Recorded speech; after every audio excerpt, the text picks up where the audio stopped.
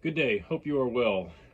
Wanted to bring you an update today on a trending hot topic and also a follow-up to something I shared previously regarding the proposed changes for the spotted sea trout here along the Texas coast. Today we have some timely information. This is your last day to submit public online comments around these regulations by 5 p.m. today, Wednesday the 24th. The Parks and Wildlife Commission are actually working today, and then tomorrow is when they have the meeting for deciding on these proposals. And I'll get to it in a minute, but they have more things on their agenda than just the speckled trout situation. But you also have the opportunity to submit comments in person at the meeting tomorrow in Austin, Texas, at the headquarters. So they also have a Zoom webinar, which was recording of the virtual public hearings they did, that contains information around these proposals. So you get to hear information and things to kind of catch you up to speed with what's going on. So those are some opportunities you have there for acquiring information and submitting online and comments in person.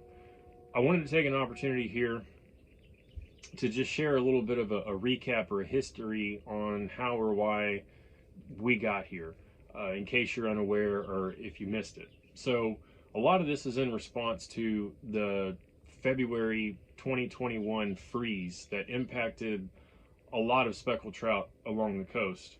In a response to this, they put in some temporary regulations in hopes that it would increase the trout population, relieve some pressure, some angling pressure off of these fish, and give them a chance to replenish numbers. If you recall, especially our brothers and sisters in the lower coastal region, they actually implemented a catch and release only. They implemented no fish allowance bag limits for a period of time. But these temporary regulations that we had in place, which reduced bag numbers, expired in August 31st, 23. So now that the latest research and the numbers have come in from Parks and Wildlife staff in November, they were directed then to propose changes, what it would look like going forward, because the numbers, the research didn't support that the numbers were being replenished. So here we are. And again, just to recap, the new regulations being proposed. Currently, it's a 5-fish daily bag limit, which is proposed to be reduced to 3. There is a 15 to 25 inch current slot limit that will change from 15 to 20. So your 25, your upper end of the slot will change from 25 to 20. Also, they're proposing that you can keep one fish over 25 inches, but that's going to count towards your daily bag. And these regulations will be coast-wide, so for the entire coast. You know, back in the day we had different regions that had different regulations. Now, just to add to it, the CCA Executive Board has voted, and they support this proposal, and they are also recommending no allowance for any oversized fish until Parks and Wildlife has an opportunity to establish a tag system. So one can only guess that's going to look a lot like the redfish tag system situation. You have a tag that you get with your license that you fill out and then send in, which can, I guess is another way to get information feedback on where large fish are caught, retained, that sort of thing. Well, what does that look like? They have the meeting tomorrow. We're going to know more full details to come out, before the end of the month. We'll have another follow-up video to see what exactly we do learn.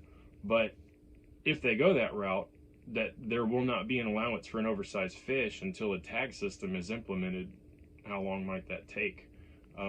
That sort of thing. What does that look like? Because typically licenses, end of August 31st is when your typical license expires. Now granted, you can purchase the year to date, so not real sure what that's going to look like on how they're going to implement that. So lastly, on this little bit, I had a bullet point where I just wanted to share a little bit of my personal input on this.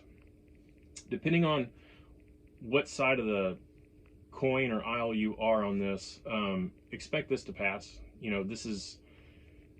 This thing about seeking public input and all of this lead up to the meeting is pretty much a formality. I mean, just about every time things are proposed, they pass, they go through. So just go ahead and expect that these will be the new speckled trout regulations moving forward. And just, an addendum, I guess, to my personal point is, once we see these scales slide, you typically only see them slide one way, and they don't ever go back. So I wouldn't expect for the speckled trout regulations moving forward to back off or ease off any. So looks like this is what we will be expecting for the years to come. Again, that's just my personal input. Take it how you will. Kind of last couple things I wanted to mention. I touched on it earlier.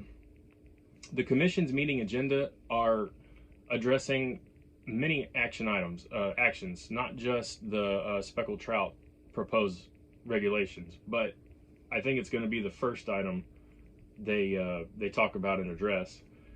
Secondly, hunters, the chronic wasting disease situation that's going on with our deer, that's going to be another item that they're going to talk about, and some adoption for proposed changes with that too. Also, they are looking to implement an oyster advisory committee, so that's going to be another item on their action list. There's some regional habitat conservation planned for a couple of counties in the state, implementation of some legislation during a session, some local park grants funding, acquisition of land, a sizable amount in the Matagorda County, and then acquisition of land in the Briscoe County.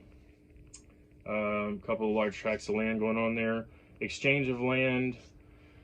So it looks like about 9 different action items is what they're going to be discussing with this meeting tomorrow. And again, you can access this through a teleconference, Zoom, I believe, in person, but I will have the links shared under the video below for more information to share exactly how you can access that.